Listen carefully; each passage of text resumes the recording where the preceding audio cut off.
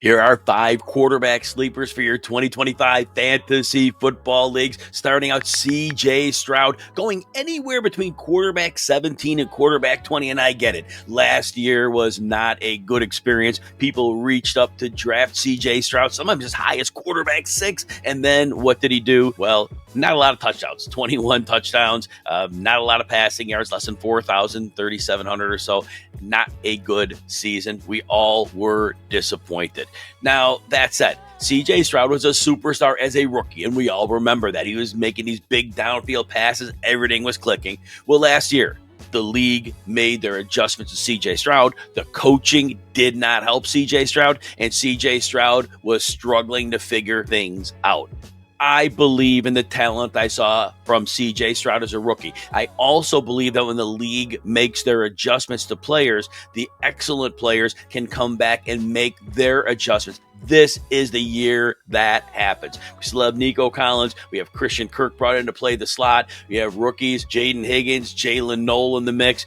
Dalton Schultz still there. This is a team that has some passing weapons. The offensive line's not great. We understand that. It was a very bad unit last year. They tried to patch together a different set of personnel on that line just to make things work. But that said, CJ Stroud can overcome that. The next thing about Stroud is, remember, in the 2 NFL playoff games, this is normally not a runner. Stroud ran for 42 yards in each NFL playoff game. If he's figured out that defense are going to move the shell back on defense, there's going to be room to run. And CJ Stroud may have unlocked very quietly that part of his game, which could really help your fantasy scoring.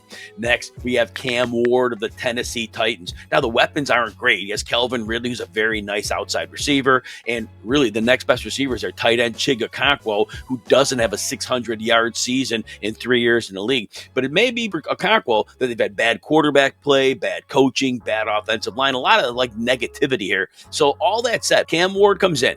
And the Titans have had a really bad offensive line. That may not be the case last year. They bring in left tackle Dan Moore, who's not Superman, but he's serviceable. Right guard Kevin Zeitler, the same. Now, last year they had signed center Lloyd Cushenberry, who was a very good potential ad. He had a down year. Cushenberry should be back. And then the 2 younger players, Peter Skoronski and J.C. Latham, who they drafted in the last few years. This line could be decent. And now, with Ridley, Shough, Cam Ward may have just enough. But remember, that Tennessee defense does not project to be very good. So Ward may have to produce as much offensive output as possible. And that makes him a fun sleeper pick in fantasy. 2 quarterback leagues, of course. And this will be mostly all these quarterbacks. These are your 2 quarterback or super flex leagues.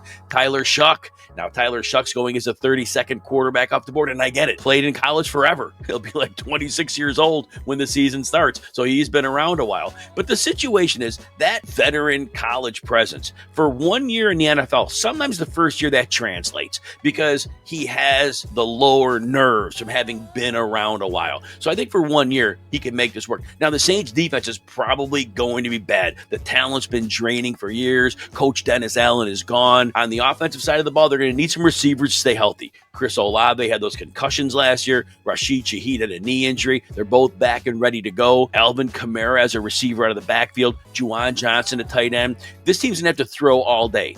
Tyler Shough is the likely starter. And if that's the case, it may just be a case of he has to throw the ball so much, and he does have good weapons. So again, as a 3rd quarterback in a super flex league, why not take that chance? Because maybe the volume turns into something for 1 year. If you're enjoying the breakdown here, take a second, hit like and subscribe. It helps RotoWire keep that fantasy advice rolling your way. And if you even want more of the RotoWire tools, rankings, and insights, 15% discount for our YouTube viewers. You go to rotowire.com, choose your subscription, and you use the code YouTube15 at checkout. All right, next, this is a rough one again. Joe Flacco going as quarterback 34 in average drafts. Look, depending who you hear the reports from, either Joe Flacco is the backup or Cameron Wolf of ESPN says Joe Flacco is the favorite to land the starting job. And how is he not? Kenny Pickett, really? He can't play quarterback in the NFL as a starter. That's not going to happen. Dylan Gabriel was always a project. Shedeur Sanders, 5th-round pick. Fine. I don't see him moving into this role.